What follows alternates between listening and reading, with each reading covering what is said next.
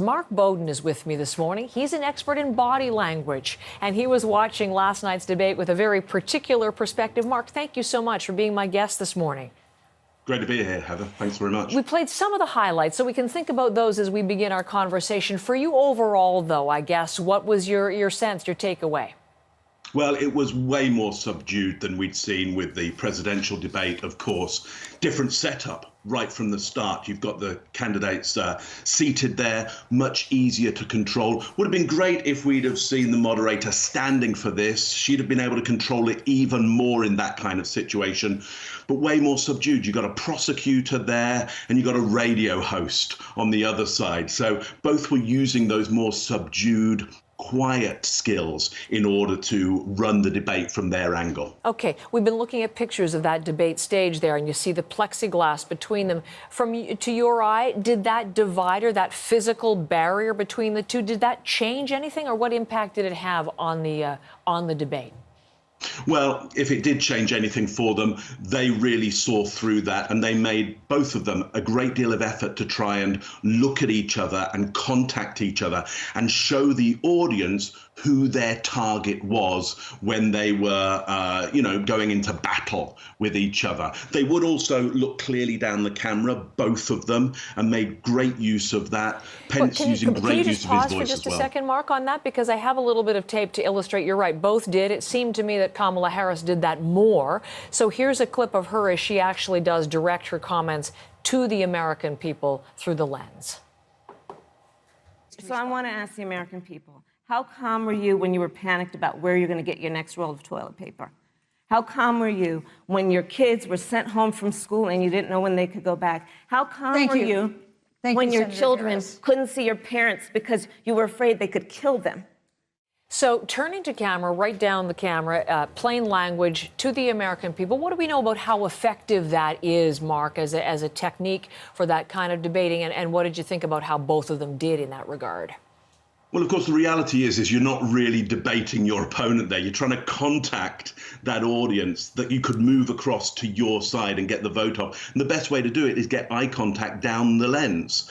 And also we saw symmetrical gestures from Harris there. Again, she's really stable and her voice stabilizes the moment she goes symmetrical. When she's asymmetrical, it takes her off balance a bit. She runs out of breath sometimes and we hear the voice crack. Pence has a history of using his voice incredibly well. He's used to that radio mic, that close-up, that soft tone, and that wistful kind of storytelling. So he would look down the camera, but also use the command of his voice to take us emotionally through the story there.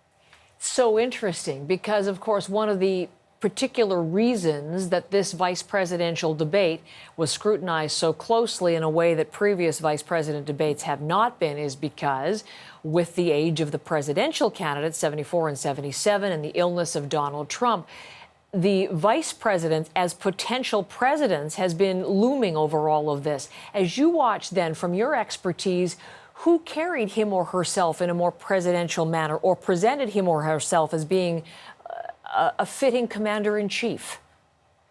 Well, I think it depends on your bias as to where you're going to go on that. But here's what I would say is the difference between them.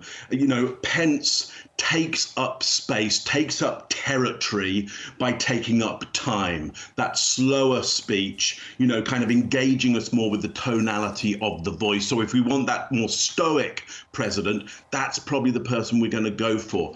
Harris, way more upbeat, a great smile on her face, true pleasure for being there, a great calm pleasure about being there. So if we want something a little less stoic, more upbeat, potentially sometimes a little more passionate and emotional around that, then that's who we're going to go for. That's interesting, because from what I had heard, she'd been advised against appearing too prosecutorial, a little bit more of Joe Biden's humanity and empathy and connection, and perhaps that obviously, to your eye anyway, she succeeded in conveying that. But you mentioned the timing. This is really interesting. CNN put a clock on them, and Mike Pence spoke for 36.27 minutes, and Kamala Harris spoke for 36.24 minutes. The difference, all of 3 seconds. But it seemed, as you said, with that slow speak, that he might have really talked longer. Yeah, well, I mean, great job, therefore, by the moderator to equal that out. Certainly what I perceived is that Pence was trying to do what we call time creep, which is if there's a time designation around it, you just push a little bit against the moderator. When that moderator tries to stop you, you push a little bit more. They try and stop you again, you take a little bit more until you've won the idea that you will always go longer. So great job there by the moderator to pull that back into some equality there. Well, it's interesting because it didn't maybe seem like it. Thank you, Mr. Vice President. Seemed to be a very familiar refrain on the night. I want to ask you before I let you go, Mark, though, about this breaking news. You heard me bring it there from the White House that the president, Donald Trump, has now said he will not take part in the second presidential debate because the Debates Commission has decided it must be held virtually to keep everybody safe. And he has said he will not participate. He said a virtual debate is not acceptable. One of the reasons he gave at the time as he spoke to Fox Business News was that the moderator can, really cut the candidates off if they're speaking or they're going off track or doing their own thing. What do you think about a virtual presidential debate and how that would change the whole nature of that kind of exchange?